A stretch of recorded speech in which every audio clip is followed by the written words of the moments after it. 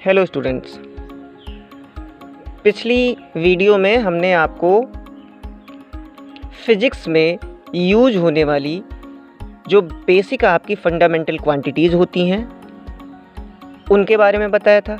उनको नापने के लिए कौन सी यूनिट्स यूज होती हैं उनके बारे में बताया था। अच्छा, फंडामेंटल क्वांटिटीज़ क्या होती हैं ये आपको बहुत जानना ज़रूरी है। फ़िज़िक्स में 7 ऐसी क्वांटिटीज़ होती हैं, 7 ऐसी चीज़ें होती हैं जिन पे पूरी फ़िज़िक्स डिपेंड होती है। मतलब उन्हीं 7 चीज़ों से आपकी सारी क्वांटिटीज़ बनती हैं और सारी यूनिट्स बनती हैं। यानी फ़िज़िक्स में जो भी चीज़ें आपको मिलेंगी नापने के लिए या फ़िज़िक्स में जितनी भी चीज़ें आपको अप्लाई करनी होंगी उनकी जो यूनिट्स होंगी वो इन्हीं 7 चीज़ों से मिलके बनेंगी। अब अगर हम बात करें डायमेंशंस की, तो आप आज का जो आपका टॉपिक है वो है डायमेंशनल एनालिसिस। डायमेंशनल एनालिसिस तो मतलब हम किसी भी चीज़ के डायमेंशन को कैसे फाइंड आउट करते हैं उसको हम आपको बताएंगे। तो बेसिकली आपकी 7 फंडामेंटल क्वांटिटीज़ होती हैं, जैसे कि mass, length, time, temperature, luminous intensity, quantity of matter और करंट। ये 7 ही चीज़ें हैं जो कि फ़िज़िक्स में यूज होती हैं नापने के लिए। कोई भी चीज़, या तो आप मास नाप सकते हो, या लेंथ नाप सकते हो, या टाइम नाप सकते हो, या टेम्परेचर नाप सकते हो, ल्यूमिनस इंटेंसिटी को नाप सकते हो, क्वांटिटी किसी मैटर की नाप सकते हो, या इलेक्ट्रिक करंट को नाप सकते हो। अब बहुत सारे आपके मन में डाउट्स होंगे कि सर हम तो वेलोसिटी भी नाप सकते हैं, हम तो एक्सेलरेशन भी नाप सकते हैं,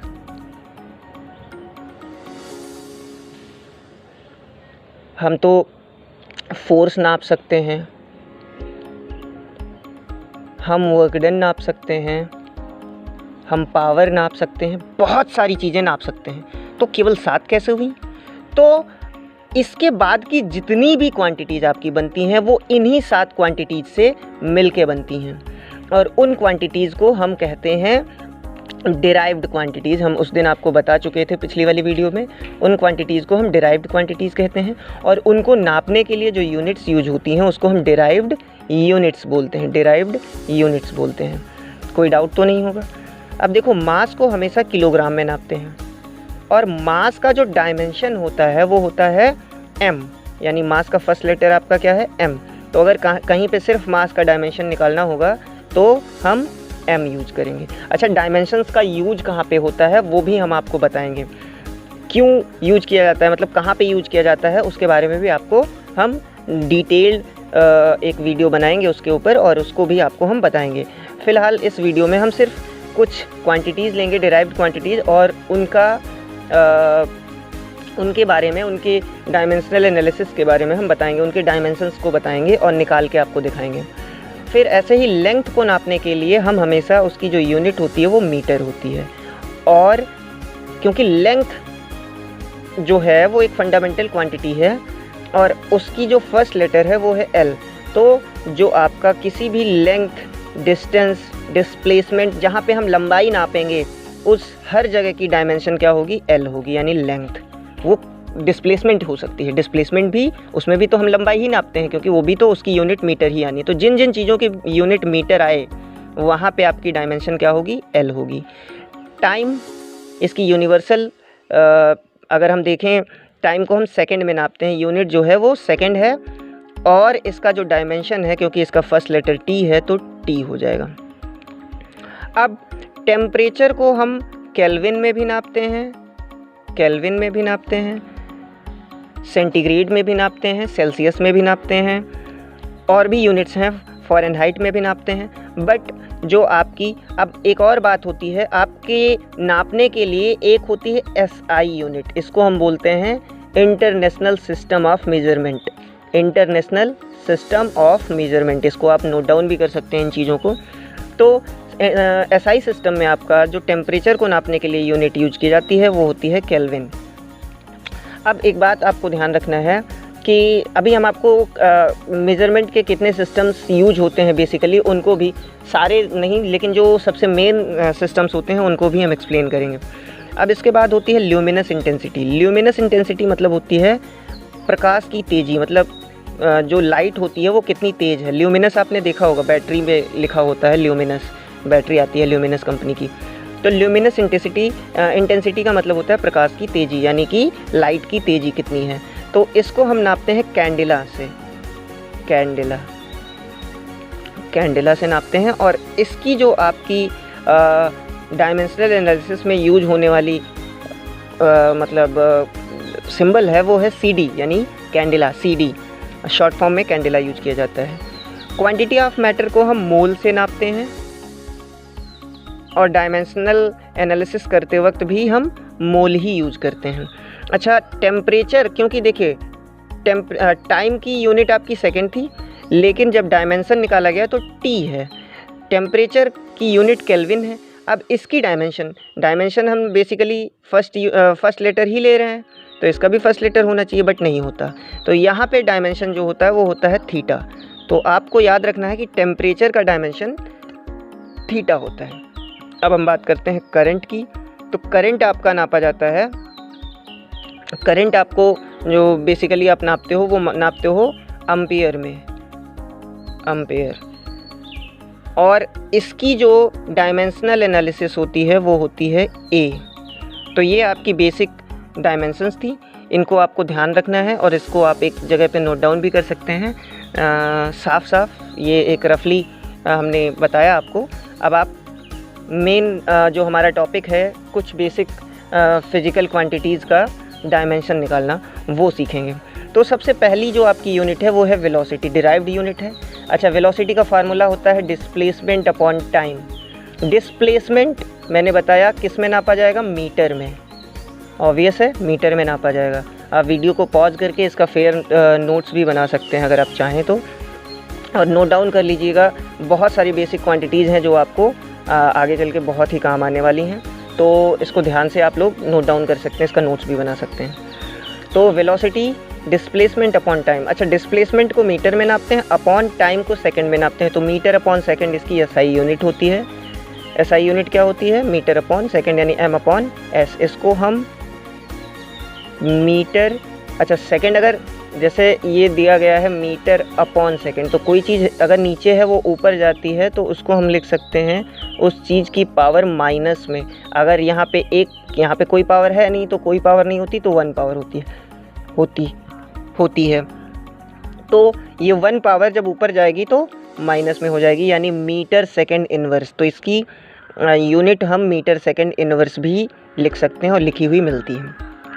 तो अगर अब हम बात करें इसकी, हमें डायमेंशनल एनालिसिस निकालनी है, तो क्या इसमें कहीं मास का यूज हुआ है, कहीं किलोग्राम आया है इसकी यूनिट में, नहीं आया है। तो यानी मास की पावर नहीं आई, मास आया ही नहीं, तो मास की पावर 0। लेंथ या आई हुई है, डिस्प्लेसमेंट लेंथ को बताती है। अभी हमने बताया कि जहाँ पे भी दूरी नापी जाएगी, डिस्टेंस नापी जाएगी, लेंथ नापी जाएगी, मीटर आएगा, वहाँ पे लेंथ की वो यूनिट होती है, यानी उसका डायमेंशन क्या होता है, L। तो मीटर का डायमेंशन हो गया L, सेकंड का डायमेंशन T अपॉन में होगा और ऊपर जाके वो माइनस में हो जाएगा, तो T इनवर्स, यानी M0 M की पावर 0 L T इनवर्स। ये आपकी वेलोसिटी की डायमेंशन होती है, कोई डाउट नहीं होना चाहिए। एक्सेलरेशन होता है, देखिए एक्सेलरेशन होता है change in velocity upon time, यानी कितने टाइम में वेलोसिटी में कितना चेंज हुआ किसी चीज़ की।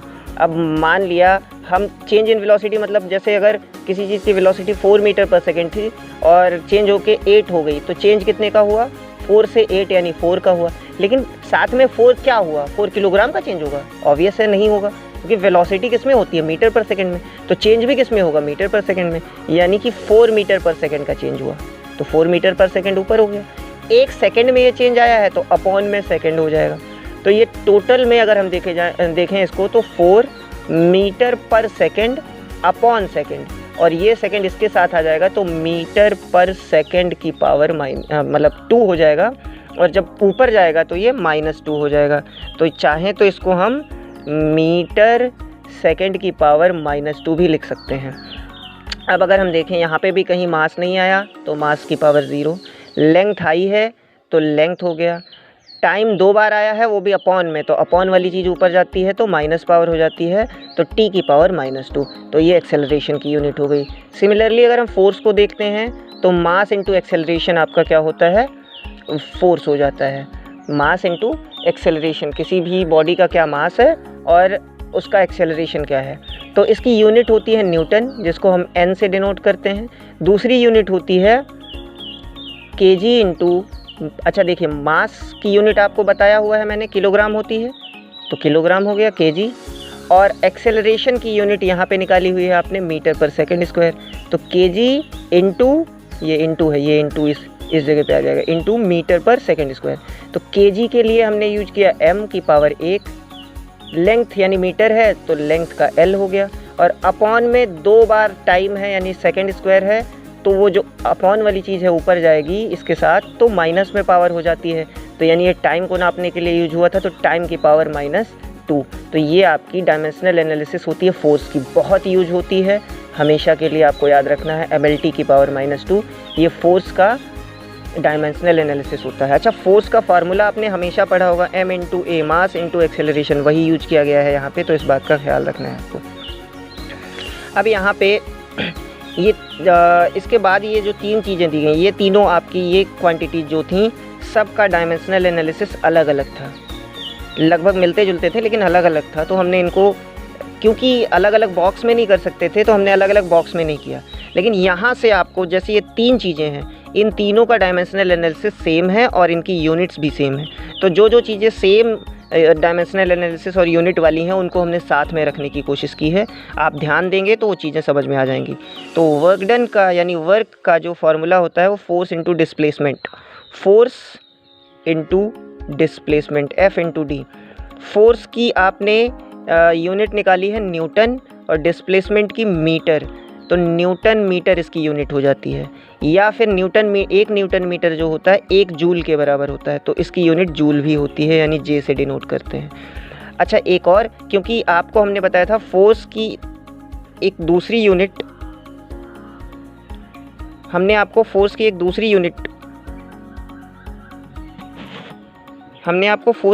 यूनिट बताई थी, किलोग्राम मीटर पर सेकंड स्क्वायर। तो यहाँ पे भी किलोग्राम मीटर पर सेकंड स्क्वायर हमने यूज किया, और डिस्प्लेसमेंट वाला मीटर इसके साथ और मल्टीप्लाई हुआ, तो मीटर 2 मीटर हो गए, यानी metre square, kilogram metre square पर सेकंड स्क्वायर।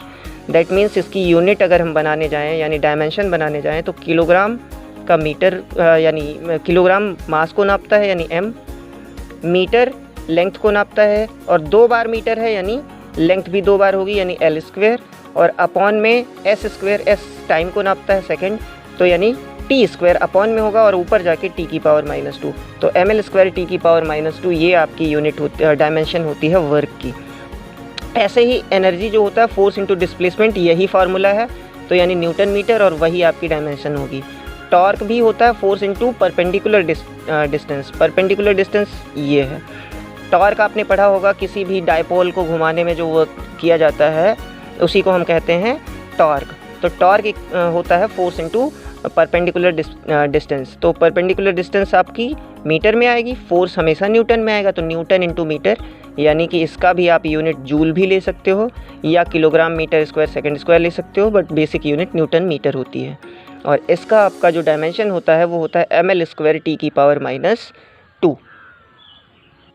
तो ये 3 क्वांटिटीज़ की जो आपकी डायमेंशनल एनालिसिस है वो सेम है, आपको याद रखनी है। अब बात करते हैं पावर। तो पावर मतलब होता है वर्क अपॉन टाइम, यानी कितने टाइम में कितना काम कोई कर सकता है, वही उसकी पावर होती है, वर्क अपॉन टाइम। तो इसका यूनिट क्या हो जाएगा, वर्क की यूनिट जूल, टाइम की यूनिट सेकंड, जूल पर सेकंड, या फिर पावर की यूनिट वॉट भी होती है, जूल पर सेकंड या फिर वॉट।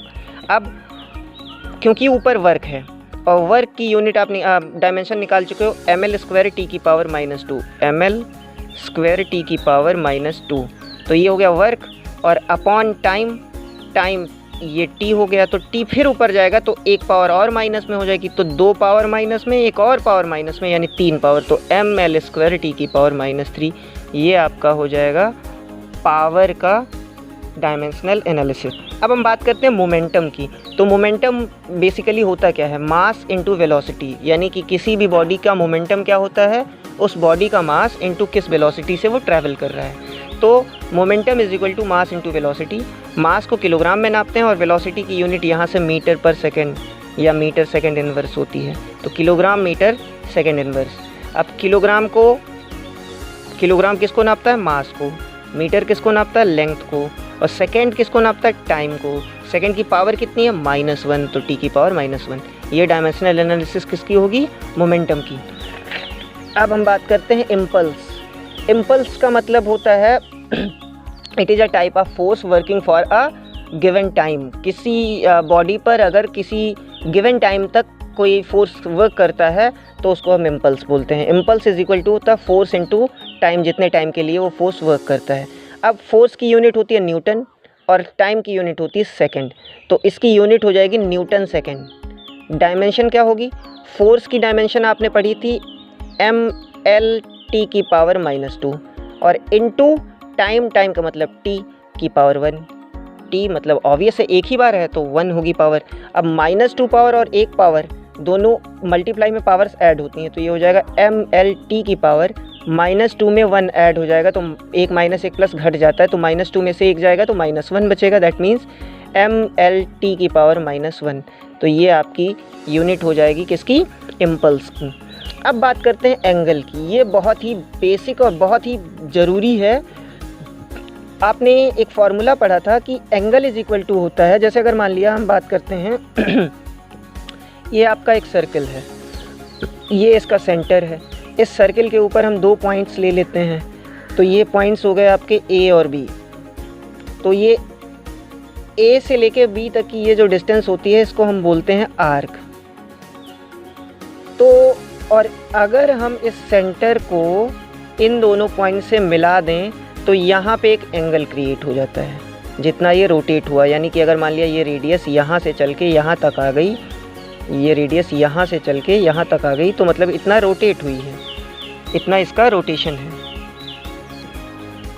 तो एंगल का जो फॉर्मूला होता है वो होता है arc, length of arc upon radius.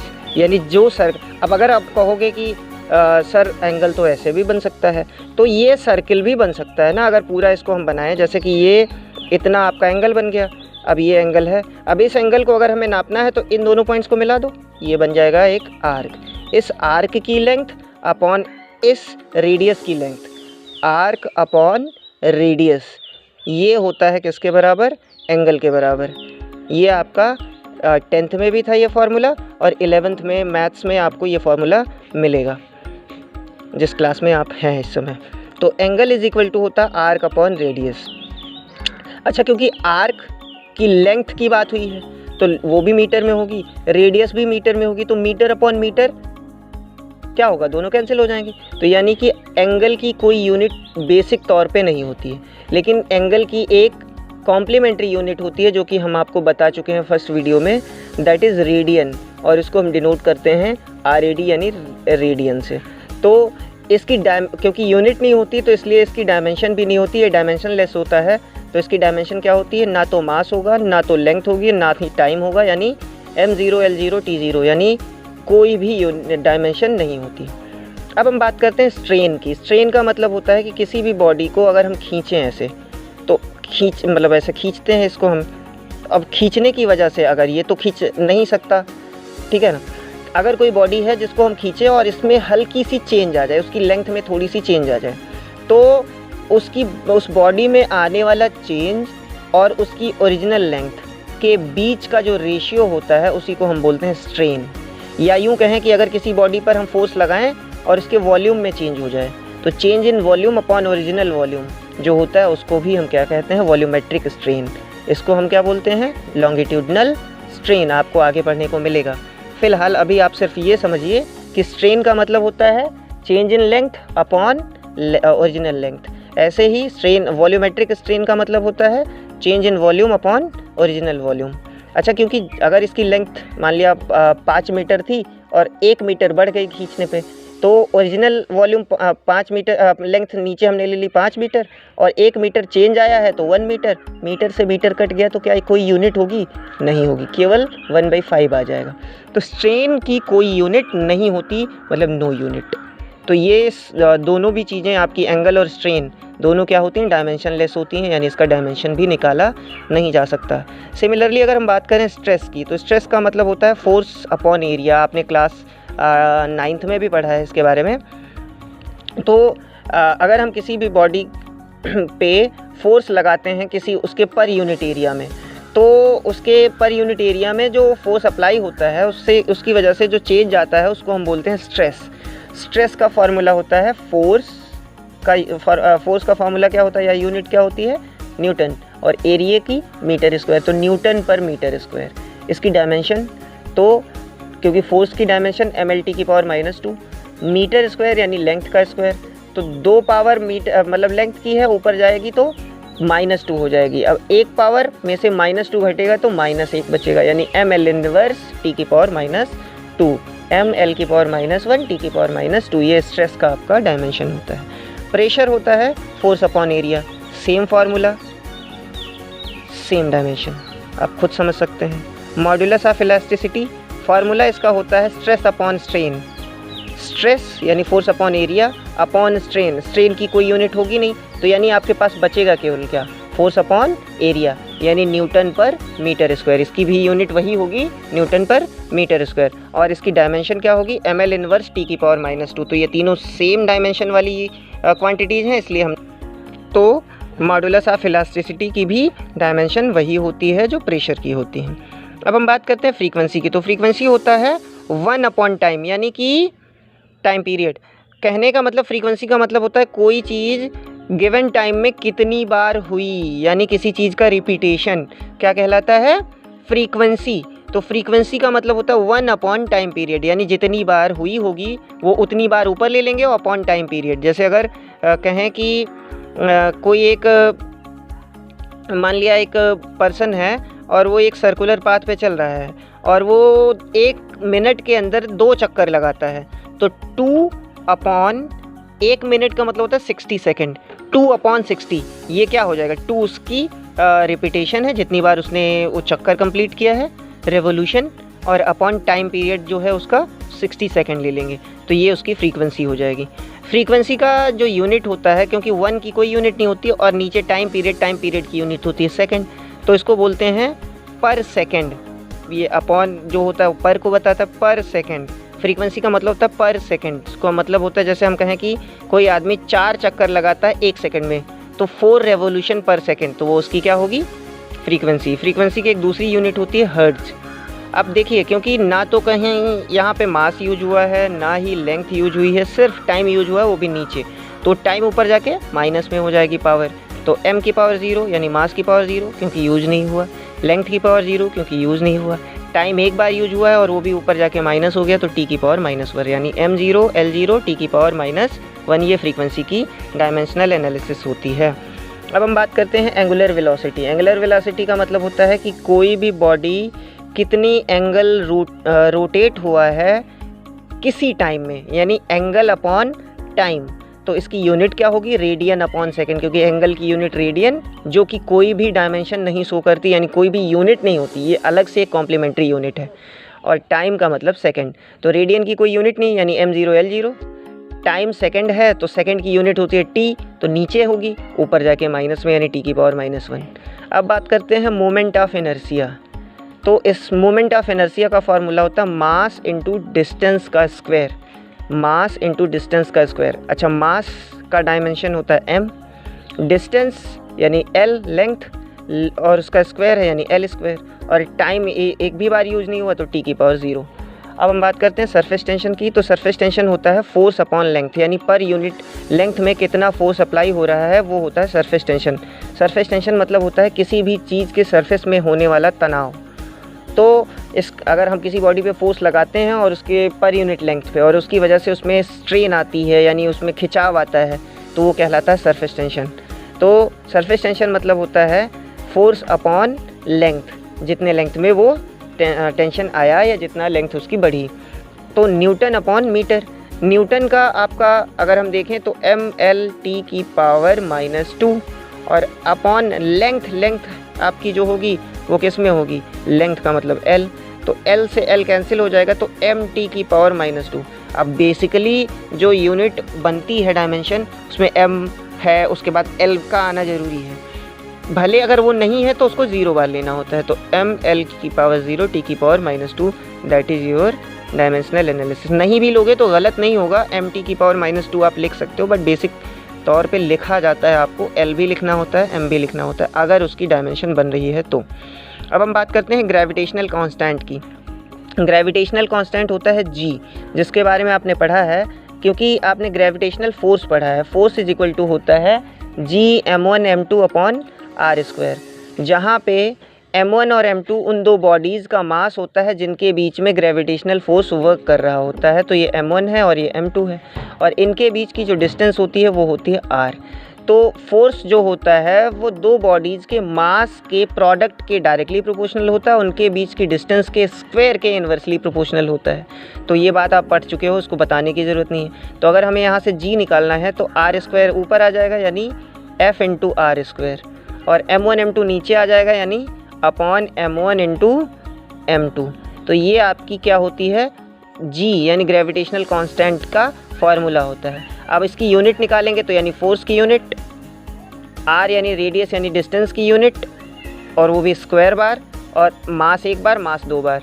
तो यानी कि फोर्स इंटू डिस्टेंस का स्क्वायर इंटू मास दो बार।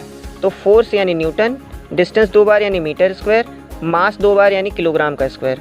तो न्यूटन का आप अगर जानेंगे तो mlt की पावर -2 इंटू मीटर स्क्वायर यानी लेंथ का स्क्वायर यानी लेंथ दो बार, अपॉन किलोग्राम किसको नापता है, मास को, तो मास दो बार। एक मास से एक मास कैंसिल हो जाएगा, एक मास बचेगा वो ऊपर जाएगा, तो मास की इन्वर्स यानी m इन्वर्स l, दो पावर और एक पावर तीन पावर हो जाएगा यानी l का क्यूब, और t की पावर -2। तो ये डायमेंशन हो जाएगी ग्रेविटेशनल कांस्टेंट की। तो इतना आज के वीडियो में इतना ही। अगले वीडियो में हम लीस्ट काउंट और आपको जो एरर होती है किसी भी चीज़ को नापने में उसके बारे में, और बेसिक कॉन्सेप्ट्स बताएंगे कि कौन सी फिज़िकल या यूँ कह सकते हैं फ़िज़िक्स में और कौन से मैथमेटिकल कॉन्सेप्ट्स यूज होते हैं उसके बारे में बताएंगे। फिर आपका हम सेकंड चैप्टर जहाँ से आपका फ़िज़िक्स शुरू होता है काइनेमेटिक्स, वो शुरुआत करेंगे। तो अगर आपको ये वीडियो पसंद आया है तो लाइक करें, शेयर करें, सब्सक्राइब करें। घरों पर रहें, बाहर ना निकलें। जैसा आपको पता है कि कोविड-19 का इस समय कोविड-19 पेंडेमिक से पूरा विश्व परेशान है। तो घर पे रहें, साफ़ रहें, अपने हाथ को बार बार धोएं, wash your hand frequently, don't go outside, stay safe and stay home. Have a good day.